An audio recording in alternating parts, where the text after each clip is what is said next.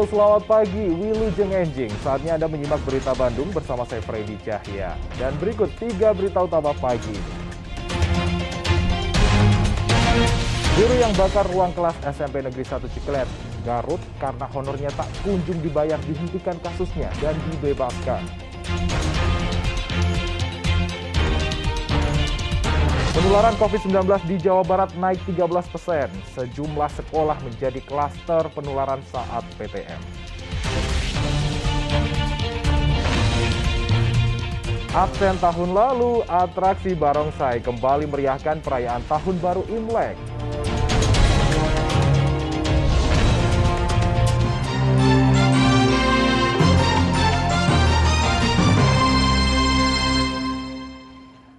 Kita ke informasi utama, tak kuat menanjak, truk kontainer melintang menutup jalan raya alternatif Nagrag Sukabumi. Akibatnya kemacetan panjang pun terjadi. Truk kontainer pengangkut garmen ini Senin pagi terperosok dan menutup sebagian besar jalan alternatif Nagrag Sukabumi.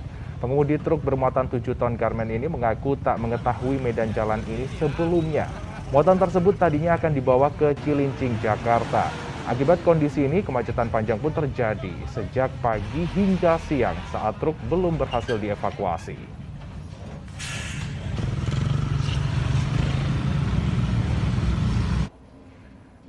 Ya, waspadalah dengan cuaca buruk yang kerap terjadi belakangan ini. Akibat hujan deras, tembok penahan tebing longsor di Kabupaten Kuningan dan banjir merendam rumah warga di Kota Banjar. Sedangkan di Ciamis, seorang petani bahkan ditemukan tewas diduga tersambar petir saat mencari keong. Tembok penahan tebing setinggi 3 meter dan panjang 18 meter di desa Cirukem, Kecamatan Garawangi, Kuningan ini longsor Senin petang diduga akibat hujan deras yang turun sejak siang hari. Longsor tanah yang menutupi sebagian jalan telah dibersihkan warga bersama petugas pemadam kebakaran dan kendaraan yang melintas dari arah Ciniru menuju Garawangi dan sebaliknya bisa lewat. Harun, warga desa Cintaratu, Kecamatan Lakbok, Kabupaten Ciamis, ditemukan kerabatnya sudah tidak bernyawa di tengah sawah Senin sore. Diduga korban meninggal akibat sambaran petir saat mencari keong di sawah miliknya. Jenazah korban dibawa ke rumah duka untuk dimakamkan. Hujan deras Senin siang mengakibatkan banjir yang merendam puluhan rumah warga desa Kujang Sari, Kecamatan Langansari, Kota Banjar. Warga menyalahkan drainase yang tidak berfungsi dengan baik sehingga air banjir tidak bisa langsung mengalir ke sungai yang juga naik debit airnya. Agun Gunawan dan Eko Setiabudi melaporkan dari Kuningan, Ciamis, dan Kota Banjar. Gudang penyimpanan bunga dan 7 kios dagangan di kawasan Wastu Kencana, Kecamatan Bandung Wetan, Kota Bandung, ludes terbakar Senin malam. Kobaran api melalap pasar bunga di Jalan Wastu Kencana, Kecamatan Bandung Wetan, Kota Bandung, Senin malam, meski diguyur hujan lebat. Api diduga berasal dari korsleting listrik dalam gudang penyimpanan bunga. Api lalu merembet ke 7 kios yang tepat berada di atas gudang penyimpanan bunga. Kembang, yang pasar kembang, yang terbakar kios-kios kembang, dan di bawah ada gudang. Jadi untuk kerugian masih belum bisa diprediksi, belum bisa ditaksir, dan informasi sementara karena tidak ada yang menyalakan kompor atau apa-apa, kita sementara arus listrik. Tapi Akibat kebakaran, para pedagang bunga merugi hingga ratusan juta rupiah, namun tidak ada korban jiwa saat kebakaran terjadi. Muhammad Rizal melaporkan dari Kota Bandung. Masih soal kebakaran, kesal sering ditagih uang kontrakan. Seorang pria nekat membakar sebuah rumah di kawasan Cibogo Atas, Kecamatan Sukajadi, Kota Bandung, Senin sore. jadi kebakaran di wilayah. Warga sekitar sempat panik melihat sebuah kontrakan di kawasan Cibogo Atas, Kecamatan Sukajadi, Kota Bandung terbakar Senin sore. Petugas pemadam kebakaran yang datang pun langsung berjibaku untuk memadamkan kobaran api. Tak disangka, rumah kontrakan tersebut dibakar oleh penghuninya sendiri yang kesal karena kerap ditagih tunggakan uang kontrakan oleh pemilik rumah. Setelah membakar rumah, pelaku langsung kabur. Ponakan lagi nagih kontrakan, dia marah-marah, maksud dia mungkin dibakar ini sama orang itu yang kontrak. Oh jadi ini kebakaran ini disengaja ya, dibakar aja ini mah dibakar aja ini mah. Namun pelaku tak bisa lari jauh. Ia ditangkap polisi tak jauh dari lokasi kebakaran dan langsung dibawa ke Polsek Sukajadi untuk mempertanggungjawabkan perbuatannya. Muhammad Rizal melaporkan dari Kota Bandung. Kita ke informasi selanjutnya, mantan guru honorer SMP Negeri 1 Cikelet, Kabupaten Garut yang membakar ruang kelas di SMP tersebut karena sakit hati honornya saat mengajar tak kunjung dibayarkan, akhirnya dibebaskan dari tuntutan hukum melalui mekanisme perdamaian atau keadilan restoratif. Di maskernya. Munir Alamsyah, mantan guru honorer SMP Negeri 1 Cikelet Garut yang membakar ruang kelas SMP tersebut 14 Januari lalu karena honornya saat mengajar selama tahun 1996 hingga 1998 tak kunjung dibayar oleh pihak sekolah, sempat ditangkap Polres Garut. Namun Dinas Pendidikan dan Polres Garut yang melakukan komunikasi dalam penanganan kasus ini akhirnya memilih penyelesaian secara damai atau keadilan restoratif.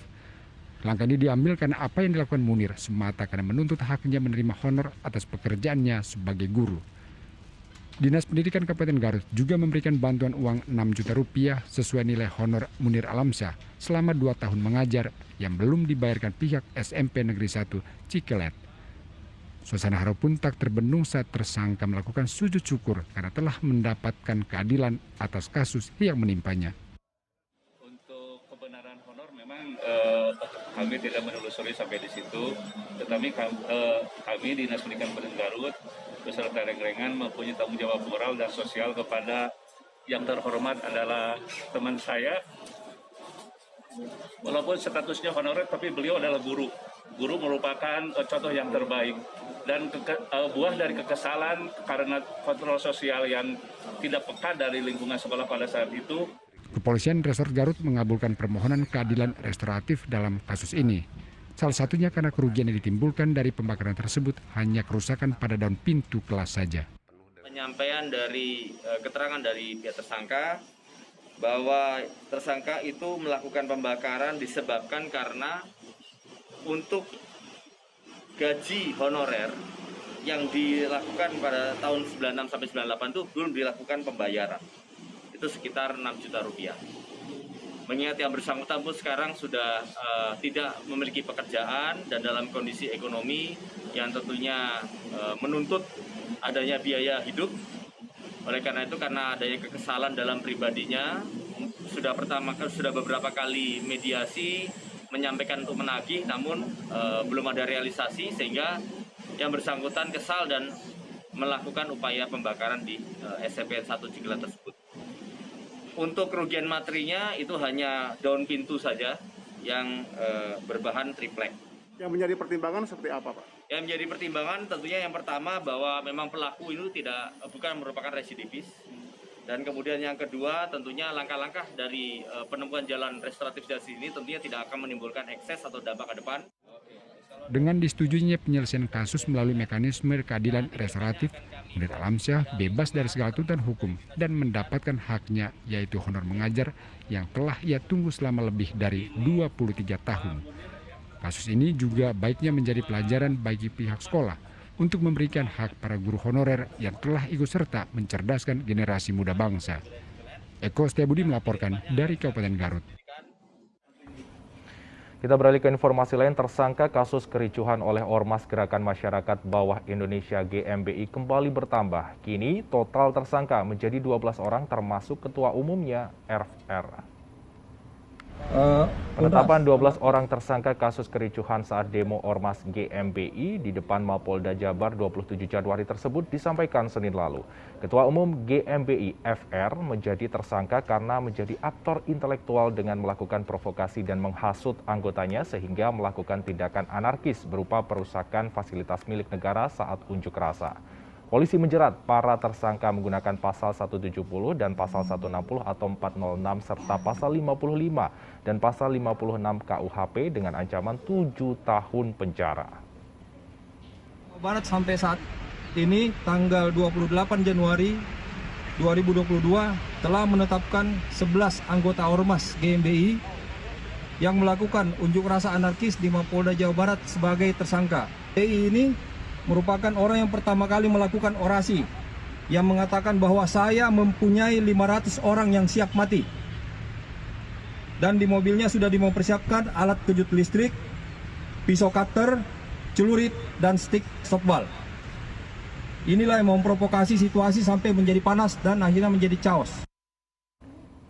Ya, seorang tersangka pembunuhan di Kampung Cihideng, Garut yang buron sejak akhir November tahun lalu ditangkap polisi di Jakarta. Ironisnya, tersangka membiayai pelariannya dengan mencuri sepeda motor.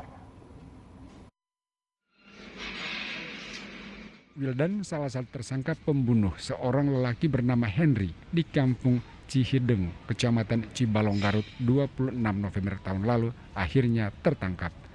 Tersangka membunuh korban dengan celurit sebagai balas dendam karena korban menganiaya temannya.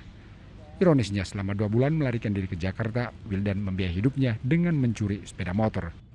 Betul, selama pencarian itu dia itu untuk bertahan hidupnya, yaitu dia selalu mencuri dan membawa teman-temannya di sana.